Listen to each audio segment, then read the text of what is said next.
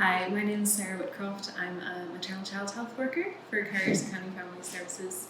Today I'm in the Stillatin Health Centre in the beautiful kitchen here, and I'm going to show you how to make a Cobb salad.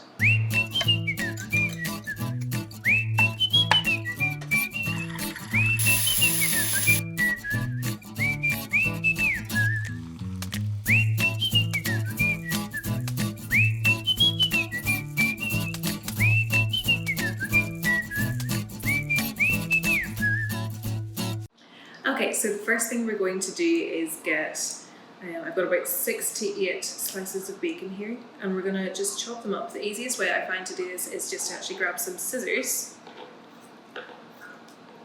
and you can do it like that, and we're going to do that the whole way through. Make sure whenever you're chopping meat, you're doing it on a different chopping board from your vegetables. You don't want any cross-contamination.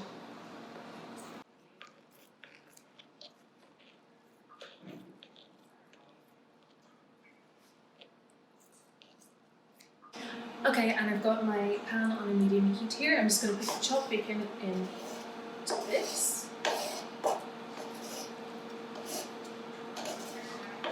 And that's going to cook until it is nice and cooked through. So while your bacon is cooking, you can hard boil 3 eggs. What I did was put them in with some bicarbonate of soda, and that makes the shell a little easier to peel. So I'm just going to peel these, and then I'm going to slice them up. So we've got them all nicely peeled, and I'm just going to chop them. Okay, so for the avocado, the way we're going to cut it is very carefully, right down the middle here, lengthways, as you can see. And we're going to keep going round until you meet on the other side. Keep your fingers out of the way, because that might be a messy salad. And then when you get it like this, push them together and twist. It should come apart like that. What I'm going to do is very carefully. So normally the stone's a little harder to get out than that. That one kind of flew. That was good. That was good. Once you get the stone out, make little cuts like this, like a little crisscross.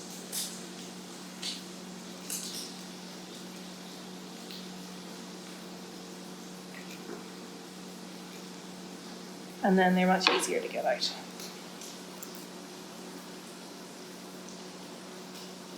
You can use a knife for this if you don't want to get your fingers messy.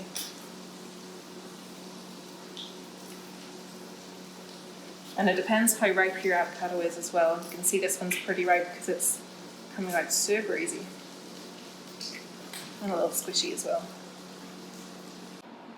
Alright, so I'm using a pre-cooked rotisserie chicken just for this because it's a lot easier than cooking one yourself, and there's loads of meat in this. So what I'm going to do, I'm going to do a line down the centre here, and you can see I've already pulled one of the breasts out. We're just going to lift the meat from here. I'm going to cut a little bit just down here so this comes out nicely as well on this side. Just get under the bones and pull out as much as you can. Now make sure that you take out any of the bones that are in here, and we're not going to use the skin either.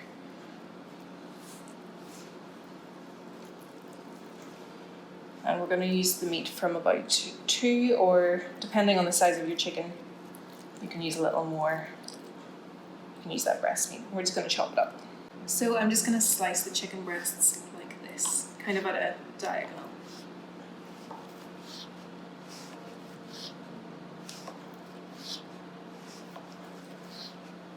You probably want to keep them fairly thin. And we'll just do that for the rest of this as well.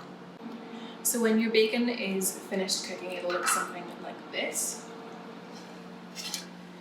And at that point, I'm just going to take it off the heat, put it over here, and let it cool for a while until it's ready to put in the salad. For your cherry tomatoes, so I've got some nice multicolored ones here, we're just going to cut them in half, and that's about 1.5 cups of cherry tomatoes.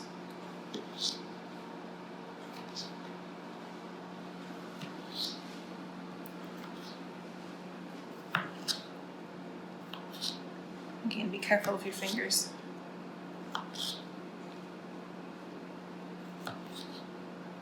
So now it's time to make our dressing. So what I've got here, you can just use a bowl, but I've got a mason jar here, and it means that whenever we put everything in, we can close it up and just shake it like crazy, and that'll mix it really easily.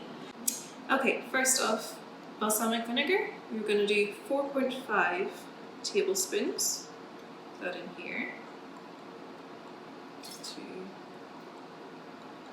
3, 4 and a half. And then we've got Dijon mustard. We're going to do 1.5 tablespoons of Dijon mustard. That's 1 and a half. That goes in there. I've also got 1.5 cloves of garlic on my knife here that I have chopped up and then pressed, so it's quite nice and like that, you can see. And then we've got extra virgin olive oil. We're going to do 1/2 cup of that. And then you can put to your taste as much salt and pepper as you would like in there too.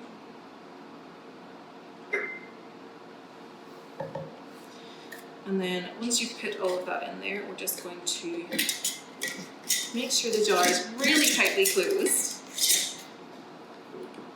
I think that's about right, just so you don't want it flying everywhere. And we're going to give it a good shake. And the longer you shake it for, the better. All the flavours will fuse together. Okay, so now that all of your ingredients are chopped up and your meat is cooled off, we're going to actually put it together. This is the fun part. So I've got some romaine lettuce, it's all chopped up. You can use whatever combination of lettuce that you'd like. But we're just going to put that on the platter. Make sure your hands are nice and clean, obviously. So a bunch of lettuce just to cover the bottom of it.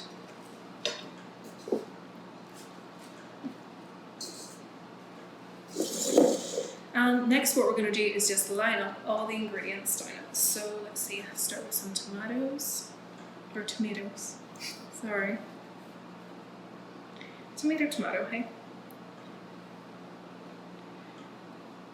And this is quite a pretty salad when it's all constructed. And then, let's see, let's do some chicken next.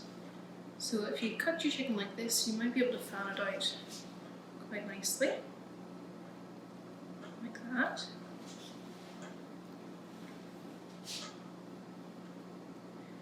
And obviously if you have some extras, that's not a bad thing either. Let's do some egg next.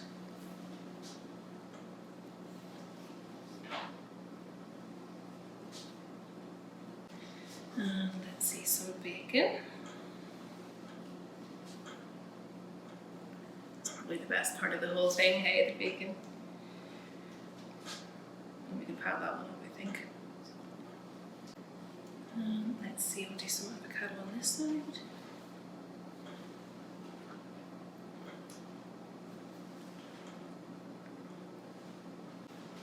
Okay, and we've also got some blue cheese here. Now this stuff that I have here is pre-crumbled, which makes it nice and easy to use. I'm just going to put a little bit on here.